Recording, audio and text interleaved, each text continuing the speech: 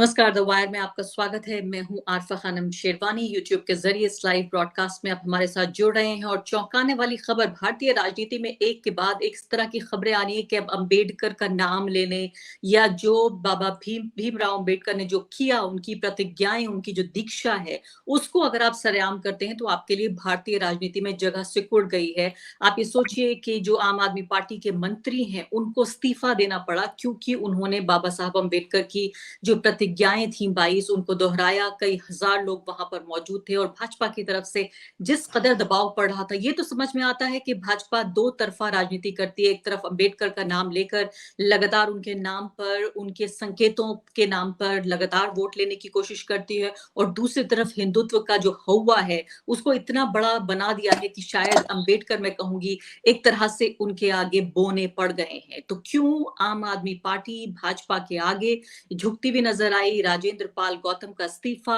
क्यों मंजूर किया गया? क्यों उन्हें देने पर, मैं कहूंगी, क्या उन्हें मजबूर किया गया? जाहिर है ये बातें पब्लिक नहीं है, लेकिन क्यों इस तरह से? क्योंकि सत्येंद्र जैन से लेकर और मनीष सिसोदिया तक दोनों मंत्रियों पर जितने गंभीर आरोप हैं, एक मंत्री को तो बाकायदा जेल तक जाना पड़ा, दूसरे भी जेल से कुछ ही दूरी पर लगातार खड़े रहे और गंभीर आरोप उनके ऊपर लगते रहे लगातार, चाहे वो शराब को लेकर या दूसरे बड़ी चीजों को लेकर, इन स्कैंडल्स को लेकर। स्कैंडल बाकायदा उसको नाम दे दिया भाजपा ने। उस सब के बावजूद इन तमाम दबावों को अपने ऊपर झेल गई आम आदमी पार्टी, इन दबावों को झेल गए केजरीवाल, लेकिन अंबेडकर का नाम लेने पर, उनकी दीक्षाओं को दोहराने पर, उनकी प्रतिज्ञाओं को दोहराने पर क्यों आखिर इतना दबाव हो गया कि मंत्री पद से इस्तीफा देना पड़ा कुछ ही घंटों के भीतर? भाजपा का दबाव क्यों काम कर रहा है? क्या जिस तरीके से बार बार ये आरोप लग रहे हैं कि गुजरात में हिंदुत्व का कार्ड जो खेल रहे हैं अरविंद केजरीवाल, और इसके पीछे साफ साफ ये वजह दिख रही है कि गुजरात के खेड़ा में आपने देखा था कि कई मुस्लिम युवकों को बिजली के खंबे से बांधकर उनको पुलिस के जरिए पीटा गया। और आम आदमी पार्टी जो कि गुजरातियों का वोट चाहती है, जिसमें 9-10% मुसलमान भी वहां पर मौजूद हैं, उसमें पूरे तरीके से अपने होंठ उन्होंने सिल लिए, जिप से बंद कर लिए होंठ, और एक लफ्ज ये नहीं कहा कि आखिर इस बात से उन्हें आपत्ति है या नहीं। तो ये महत्वपूर्ण बात है कि किस तरीके से लगातार जो एक हिंदुत्व की राजनीति का जो दबाव हो रहा है, उसमें अरविंद केजरीवाल अपने घुटनों पर बैठते हुए नजर आ रहे हैं। और इसी के एक कड़ी के तौर पर इस इस्तीफे को देखा जाए, क्या वाकई ये बात सही है, या ये देखा जाए कि हिंदुत्व की जो जंग है, हिंदुत्व का जो ये पूरी प्रतिस्पर्धा, जो कंपटीशन चल रहा है, उसमें केजरीवाल सीधे टक्कर ना लेकर उसी अखाड़े में उन्हें मात देने की कोशिश कर रहे हैं बीजेपी को? ये भी आर्ग्यूमेंट बार बार दिया जाता है। मैं आपको इस कार्यक्रम के बारे में जरूर बताऊंगी। 5 अक्टूबर को जो ये कार्यक्रम हुआ, अंबेडकर भवन में ये कार्यक्रम हुआ, जहां पर बौद्ध धर्म के जो लोग थे, वहां वहां बौद्ध धर्म के मानने वाले लोगों का ये कार्यक्रम था, जहां कई हजार, 10,000 लोग बताए जा रहे हैं। उनमें से ज्यादातर लोगों ने कहा कि जो हिंदू धर्म के जो देवी देवता हैं, उनको वो नहीं मानते। और जाहिर है उन्होंने अंबेडकर की उन्हीं प्रतिज्ञाओं को दोहराया जिसका जिक्र बार बार होता रहा है। 1956 की ये बात होती है, जहां पर अक्टूबर के ही महीने में बाबा भीमराव अंबेडकर ने हिंदू धर्म को त्याग कर बौद्ध धर्म अपनाया। और इस तरह से हर साल ये कार्यक्रम होता है। इसी मुद्दे पर ज्यादा जानकारी के लिए और चर्चा के लिए मेरे साथ दो खास मेहमान मौजूद हैं, जो हमारे सामने दूध का दूध और पानी का पानी करेंगे और बताएंगे कि क्या ये कोई ऐसी घटना थी, ये कोई ऐसा अपराध था जिसे भारतीय राजनीति में अब जिसकी कोई जगह नहीं होनी चाहिए। सिर्फ हिंदुत्व की बात करने वाली जो पॉलिटिकल पार्टी है वो नहीं, बल्कि जो आम लोगों के भले की बात करने वाली पॉलिटिकल पार्टी है, अब वो भी एक तरह से इस दबाव के आगे मजबूर नजर आ रही है। क्या भारत में एक ऐसा पॉलिटिकल मोमेंट, एक ऐसा सियासी क्षण आ गया है जहां अंबेडकर का नाम लेने पर आपके लिए राजनीति में जगह खत्म हो रही है? मेरे साथ प्रोफेसर रतन लाल और साथ ही डॉक्टर लक्ष्मण यादव, दोनों दिल्ली यूनिवर्सिटी में पढ़ाते हैं, इतिहास की बेहतरीन जानकारी रखते हैं रतन लाल, और अपनी मुखर बातों के लिए और वक्तव्यों के लिए जाने जाते हैं लक्ष्मण यादव। बिल्कुल सीधी सीधी खरी खोटी क्या कहूँ, खरी खरी बातें कहते हैं लक्ष्मण यादव। मैं समझती हूँ कि ये बहुत जरूरी काम कर रहे हैं दोनों हमारे जो दोस्त हैं, लक्ष्मण यादव और साथ ही रतन लाल जी। दोनों ने अध्यापक के अलावा, यानी पढ़ने पढ़ाने के काम के अलावा, एक बहुत ही, मैं कहूंगी, पब्लिक सर्विस का जो काम कर रहे हैं। दोनों अपने यूट्यूब चैनल्स चलाते हैं जिसमें जो साहित्य है, अंबेडकर की बातें हैं, दलित साहित्य है, इसमें जो सामाजिक न्याय की बातें हैं, हमारे समय के जो समसामयिक विषय हैं, उन तक पे टिप्पणी करते हैं। और शायद ये वक्त का तकाजा है और इसीलिए इन दोनों ने ये पब्लिक सर्विस, मैं कहूंगी, इसको शुरुआत की। लक्ष्मण जी, मुझे ये बताइए कि 10,000 लोगों ने, जिन्होंने हिंदू धर्म को त्यागा और बौद्ध धर्म को अपनाया, दीक्षाएं जो हैं, जो प्रतिज्ञाएं हैं, क्या इसमें ये शामिल है? यानी अगर एक व्यक्ति अपने जिस धर्म में वो पैदा हुआ उसको त्यागता है, मैं मान लेती हूँ कल को कोई मुसलमान अगर हिंदू बनता है तो वो ये कहेगा कि भाई मैं खुदा में, पैगंबर में, रसूल में अब मेरा विश्वास नहीं है, मैं हिंदू बन गया हूँ और मेरा विश्वास अब हिंदू देवी देवताओं में है। तो जो लोग पब्लिकली, जो भारत का संविधान जिसकी पूरे तौर पे इजाजत देता है, अगर वो अपने मजहब को सरेंडर कर रहे हैं, तो इसमें मैं ये समझ नहीं पा रही हूँ कि जो ये पब्लिक आउटरीच, क्योंकि भाजपा ने भी कहीं ना कहीं कुछ जोड़ तोड़ तो की होगी, उन्होंने तोला होगा, नापा होगा कि इस बात के क्या मायने हैं। दलित वोट तो आम आदमी पार्टी को भी चाहिए और भाजपा को भी चाहिए, तो इन प्रतिज्ञाओं से क्या इस तरह का एतराज हुआ? शुक्रिया आरफा जी। और पहली बात तो ये कि निश्चित तौर पर दिक्कत ये है कि इस वक्त में जिसको जो काम करना चाहिए उसके अलावा भी अगर उसे कोई और काम करना पड़ रहा है तो इसका मतलब हालात थोड़े मुश्किल। हम जानते हैं कि हमारी कक्षाएं और हमारी किताबें हमारी प्राथमिकता हैं, लेकिन अगर उन कक्षाओं के बाहर अगर आग लगी हो तो वो उसकी लपटें हमारी कक्षाओं में आएंगी। इसलिए बतौर नागरिक चीजें और दायरे को बढ़ाकर करते हैं ताकि एक बेहतर समाज रहे, ताकि एक बेहतर कक्षा और विश्वविद्यालय भी रहे। और दूसरी बात ये कि पहली बात की 22 प्रतिज्ञाएं बिल्कुल स्पष्ट हैं, वो एक प्रतिरोध है, वो एक क्रांति का के दस्तावेज हैं, एक खास किस्म की क्रांति जो डॉक्टर अंबेडकर ने 14 अक्टूबर 1956 में उसे अंजाम दिया। और वो उसे मैं प्रतिरोध और क्रांति क्यों कह रहा हूं, क्योंकि डॉक्टर अंबेडकर के पूरे जीवन को देखें आप, पहला फेज अंबेडकर का हिंदू धर्म में सुधार की कोशिशों का है, मंदिर प्रवेश आंदोलनों का है। डॉक्टर रतनलाल बैठे हुए हैं, एक एक पाठशाला की तरह वो डॉक्टर अंबेडकर को लोगों के बीच ले जा रहे हैं। आप पहले फेज के बाद डॉक्टर अंबेडकर बाकायदे पब्लिक स्पीच में घोषणा करते हैं कि इस हिंदू धर्म में कोई सुधार नहीं होने वाला। अब मैं मंदिर आंदोलन का कोई आंदोलन मंदिर प्रवेश का नहीं कर रहा, हमारे लोगों को मंदिर नहीं जाना चाहिए। इवन डॉक्टर अंबेडकर ये कहते हैं कि मंदिर जाने वाली भीड़ को अब स्कूल और विश्वविद्यालय। उस फेज के बाद जो एनिलेशन ऑफ कास्ट एक अल्टीमेट राइटिंग है डॉक्टर अंबेडकर की, उसमें बाकायदे उस पूरे हिंदू धर्म के एक वो ऐसा विश्लेषण है कि रेशे रेशे वो अलग करते हैं और वो ये दिखाते हैं कि वो कैसे ग्रेडेड इनइक्वालिटी पर टिका हुआ है। वो एक ऐसा बेस है जिसमें चेंज नहीं होता, वो एक नियमों का, कानूनों का पुलिंदा है, वो कोई धर्म नहीं है। और उस धर्म की जो पूरी सांस्कृतिक व्याख्या है उसमें ही जातिवाद है, विभाजन है। और उसके बाद अंत में वो बाकायदे उसी किताब में घोषणा कर देते हैं कि मैं इस धर्म में रहूंगा नहीं, और स्वीकार करते हैं 1956 में एक बार। अब आते हैं इस पूरे विमर्श पर कि 22 प्रतिज्ञाओं में है क्या। पहली प्रतिज्ञा है कि मैं राम ब्रह्मा विष्णु महेश को नहीं मानूंगा, मैं रामकृष्ण को नहीं मानूंगा, मैं गीता उसको नहीं मानूंगा, देवी को। अब मैं साहित्य का विद्यार्थी हूँ, थोड़ा सा रेफरेंस वहां से लेते हैं।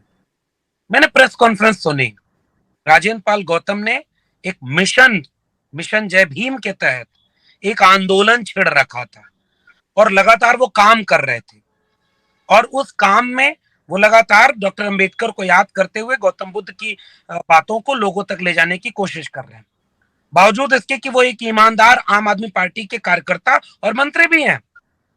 वो दोनों काम कर रहे थे, उन्होंने एक लफ्ज भी आम आदमी पार्टी के एजेंडे के खिलाफ कभी नहीं बोला। वो बार बार कहते थे कि मेरे नेता अरविंद केजरीवाल हैं, और जरूरत पड़ी तो अरविंद केजरीवाल ने उन्हें अपना नेता नहीं माना, उन्हें दबाव बना और छोड़ दिया, पद छोड़ना पड़ा। हम जानते हैं राजनीति में पद कोई कैसे छोड़ता है। अब आते हैं उस प्रतिज्ञा पर।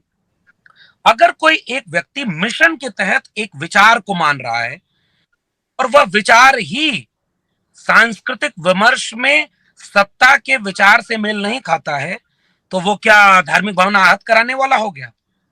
22 प्रतिज्ञा में अगर डॉक्टर अंबेडकर ये प्रतिज्ञा ले रहे हैं कि मुझे एक बुद्धमय भारत बनाना है, और चूंकि हिंदू धर्म के नाम पर शोषण, जातिगत अन्याय और ऐसा अन्याय जो कभी खत्म होने वाला नहीं दिख रहा है, उस बात को लोगों तक ले जाना, ये कैसे धार्मिक भावनाओं का अपमान हुआ।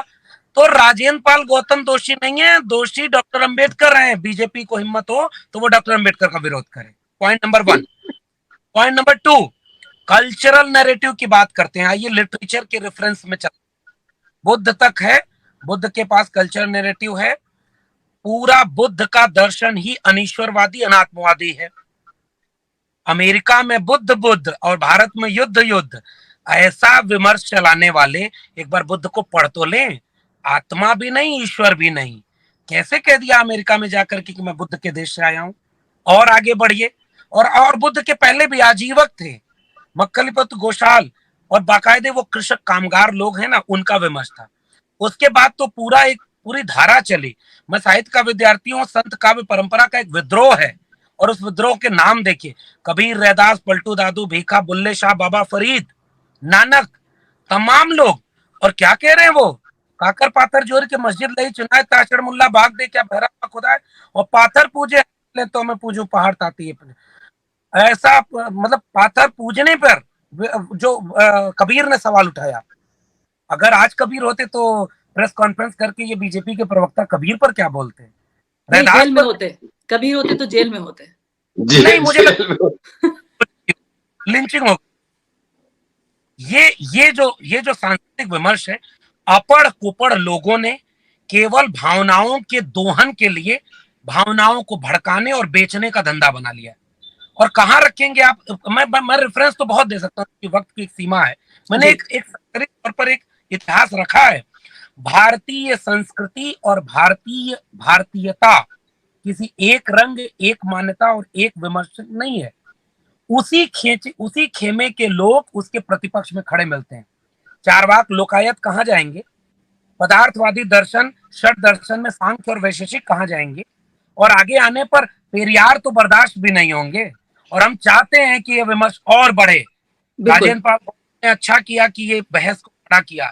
थोड़ा फूले पर आए गुलामगिरी, ब्रह्मा महेश पर फूले गुलामगिरी में क्या लिख रहा है, और वो भी भारत सरकार ने छपवाया है। जी हाँ, और लक्ष्मण जी देखिए, इस बहाने मैंने अब तक कभी अपने कार्यक्रम में प्रतिज्ञाओं के बारे में कभी बात नहीं की, और एक अच्छा देखिए मुझे भी मौका मिला कि मेरे कार्यक्रम में मेरे जो दर्शक हैं, हजारों की तादाद में लोग इस वक्त देख रहे हैं, और वो भी देख सकें, सुन सकें, लोग सवाल उठा रहे हैं कि किस तरीके से एक धर्म इस्लाम के मानने वाले लोगों के इकोनॉमिक बॉयकॉट, उनके आर्थिक बहिष्कार की जो लोग बात कर रहे हैं, उनको ताज पहनाया जा रहा है। जो उनके नरसंहार की बात कर रहे हैं, उनको ताज पहनाया जा रहा है। और अम्बेडकर का जो नाम ले रहे हैं, उनकी प्रतिज्ञाओं का जिक्र कर रहे हैं, उनकी दीक्षा का जिक्र कर रहे हैं, उनको राजनीति में उनके लिए जगह खत्म कर दी जा रही है। मैं लक्ष्मण जी, मुझे ये बताइए कि इस पूरे परिप्रेक्ष्य में मुझे ये बताएं कि जो दलित राजनीति है, अब उसे किस तरीके से देखेंगे? क्या उसको देखने का नजरिया, उसकी जो ऑफरिंग है, किस तरह से दलित राजनीति हमारे साथ आती है, हमारे सामने आती है, और किस तरीके से जो तथाकथित मुख्य धारा की राजनीति में जो उसका एसिमिलेशन होता है, अंबेडकर के बिना हुआ करेगा या अंबेडकर की प्रतिज्ञाओं के, यानी मैं ये भी समझ नहीं पा रही हूँ कि प्रतिज्ञाओं के बगैर अंबेडकर क्या है, उनकी जो दीक्षा है उसके बगैर अंबेडकर क्या है।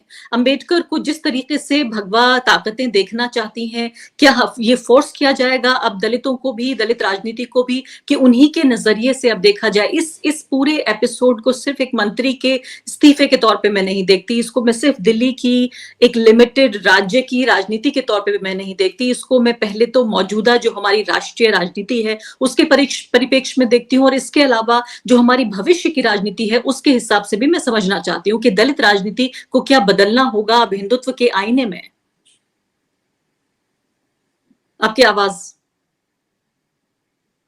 जी, मेरा मानना है कि ऐसा नहीं है कि कोई बहुत बदलाव ला करके दलित राजनीति को हिंदुत्व के ढांचे में बदलना होगा। मेरा मानना ये है कि तमाम चुनौतियों से लड़ते हुए दलित, पिछड़े, आदिवासी, पसमानदा लोग बड़ी मुश्किल से तो 80 और 90 के दशक के बाद तो कायदे से खड़े हुए। मंडल आंदोलन का दौर रहा, उसी समय जेंडर का इशू आता है, उसी समय कास्ट, एंटी कास्ट मूवमेंट मजबूत होता है। क्रिस्टोफ जेफले जैसे अपनी किताब इंडिया साइलेंट रिवॉल्यूशन में बाकायदे मंडल को एक साइलेंट रिवॉल्यूशन की तरह देखते हैं, और एक लंबी फहरिस्त सियासत की बनती है उत्तर से लेकर दक्षिण तक अच्छे खासे रूप में। और इस पूरी पृष्ठभूमि में 2022 में खड़े होकर पूरी भारतीय राजनीति उस मोड़ पर खड़ी है कि वो डॉक्टर अंबेडकर को इग्नोर नहीं कर सकते। डॉक्टर अंबेडकर के बिना आप किसी का काम नहीं चल रहा है, विरोध नहीं किया जा सकता। ये हम यहां तक पहुंचे हैं। इस एपिसोड ने 22 प्रतिज्ञाओं के एपिसोड ने एक चालाकी क्या बरती है, वो मीडिया के डिस्कोर्स ने भी, बीजेपी ने भी और आम आदमी पार्टी ने भी, तीनों ने एक शातिर चाल चली कि बहस अंबेडकर पर न हो, बहस केजरीवाल पर हो, बहस आम आदमी पार्टी पर हो, राजेंद्र पाल गौतम पर हो। मेरा मानना है कि बहस 22 प्रतिज्ञाओं पर होनी चाहिए। और जो आपका सवाल है कि अंततः अब इसके आगे की राजनीति किस दिशा में जाएगी, ठीक बात है कि अंबेडकर, फूले, पेरियार एक इतने रेडिकल आइडियोलॉग हैं, फिलोसफर हैं, जिनके विचार को कायदे से भारतीय समाज में अभी भी वो तैयारी नहीं है कि वो उन्हें एक्सेप्ट कर पाए। बड़ी हिम्मत चाहिए। और राजनीति में कई बार लोग जोखिम उठाने से डर जाते हैं, इसलिए जो राजनीतिक, सामाजिक और सांस्कृतिक परिवर्तन कांशीराम ले आ रहे थे, उसकी शुरुआत इसी तरह से हुई और उस सब की वजह से हम यहां तक पहुंचे हैं। अब ये जो केजरीवाल ने किया, पहले आपको नहीं पता था क्या कि आपके मंत्री मिशन जय भीम चला रहे हैं, पूरे देश में जा रहे हैं, बुद्ध की बात कर रहे हैं? आपको नहीं पता था? फिर आप मुख्यमंत्री किस बात के हैं? या आपको पता था तो कहीं ऐसा नहीं लग रहा था कि मुझे जब भारत का प्रधानमंत्री बनना होगा तो दलितों को राजेंद्र पाल गौतम जोड़ेंगे, बाकी लोगों को और लोग जोड़ेंगे, और चलता रहे सब मिशन। और मैं तीर्थ यात्रा भी कराऊं, मैं हनुमान चालीसा भी पढ़वाऊं, मैं कट्टर ईमानदार, कट्टर राष्ट्रवादी सिलेबस तैयार करके कट्टर कट्टर सब बनाऊं, और मैं तस्वीरों में पीछे भगत सिंह और अंबेडकर को भी रखूं। मैं पिछले वाले सवाल से थोड़ा सा जोड़ ले रहा हूं। भगत सिंह नास्तिक थे, केवल पंजाब के वोट दिलाने की एक मशीन नहीं थे। डॉक्टर अंबेडकर की 22 प्रतिज्ञाएं एक नमूना है। तो एक तो ये चेहरा उजागर हो गया है, ये चेहरा उजागर हो गया कि खड़े होना था केजरीवाल को कि इस समय हम तो अंबेडकर मय हो चुके हैं। अंबेडकर होते तो शिक्षा के लिए काम कर रहे होते, रोजगार के लिए काम कर रहे होते। मैं आम आदमी पार्टी कर रही है, अच्छी बात है भाई, कर रहे हो आप, लेकिन जैसे ही आप विचलित होते हो तो हमें लगता है कि आप तस्वीरों का इस्तेमाल कर रहे हो, जितना कल को आरएसएस भी करेगा। विष्णु का अवतार बुद्ध को बनाने वाले कौन थे? वही दक्षिणपंथी लोग थे। तो आप तो उनके खेमे में खड़े हो गए। नंबर एक बात, दलित राजनीति, इसे मैं बार बार अरफा जी यहां खड़ा होकर के देखता हूं। समाजवाद, अंबेडकरवाद, सामाजिक न्याय, ये एक विचार का नाम है, और वो विचार गैर बराबरी के खिलाफ बराबरी का है, जातिगत अन्याय और जाति के वंचना के सामने एनिलेशन ऑफ कास्ट या जातिगत न्याय का है। इसलिए हम कास्ट सेंसस की बात करते हैं, हम जेंडर की बात करते हैं, हम आर्थिक सवालों को उठाते हैं। 100 से कम न 1000 से ज्यादा समाजवाद का यही तकाजा। और अंबेडकर, लोहिया, पेरियार सब मिलकर काम करना चाहते थे। भगत सिंह के शहीद होने पर तो पेरियार और अंबेडकर दोनों ने संपादकीय लिखा। ये विचार नहीं मरने वाला न बदलने वाला। हम किसी नेता के बयान या किसी, अब मैं राजेंद्र पाल गौतम जी की भी थोड़ी आलोचना करना चाहूंगा। थोड़ा सा लड़ना था साहब, जब आप इतनी हिम्मत करके मिशन के लिए लड़ रहे हैं, और आपको तो हम उम्मीद से देखते हैं। बहुत सारे दलित मंत्री, बहुत सारे ओबीसी मंत्री तो आरएसएस का गान गा रहे हैं, आप तो अपने विचार पे खड़े हैं, सैल्यूट है आपको। लेकिन अपने नेता को बचाइए मत, क्योंकि वो आपको नहीं बचा रहा है। और अगर आप इस्तीफा दिए हैं तो आपके नेता का अब तक बयान आ जाना चाहिए कि मेरा मंत्री कोई गलत काम नहीं किया है। अगर बीजेपी 22 प्रतिज्ञा के विरोध में है तो वो कहे कि वो डॉक्टर अंबेडकर के विरोध में है। तो थोड़ा तो इन्होंने भी गड़बड़ की।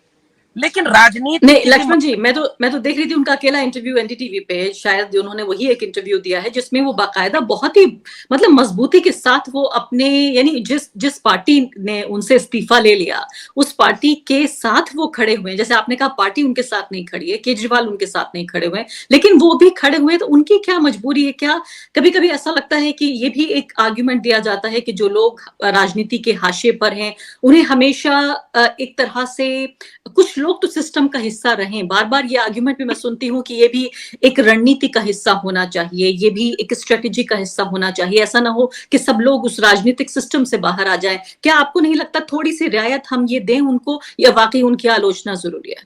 नहीं, मैं बिल्कुल कह रहा हूँ, जब मैं थे तो उन्होंने मंत्री तो बहुत शानदार काम किए हैं, बहुत अच्छा काम किया है। कम से कम गनीमत ये कि ये जो बीजेपी वाले दलित पिछड़े मंत्री हैं उनके जैसे तो ये नहीं थे। बहुत सारे लोग वहां हैं जो कुछ नहीं करते, वो केवल अपनी जाति का वोट लेने के लिए उनको चेहरा बनाया जाता है। तो मंत्री हैं और इस आर्गुमेंट से बिल्कुल मैं सहमत हूं, क्योंकि जब पूरे समाज में अचानक कोई बदलाव नहीं आ रहा है, तो जो ये मंत्री नहीं रहेंगे तो हो सकता है कोई बहुत खराब व्यक्ति इनकी जगह पर रख दिया जाए, जो बहुत बहुत विपरीत धारा में पूरे आंदोलन और मिशन को ले। मैं अभी भी कह रहा हूँ, गौतम जी ने इस्तीफा दिया, अच्छी बात, सवाल केजरीवाल पर उठा रहा हूँ।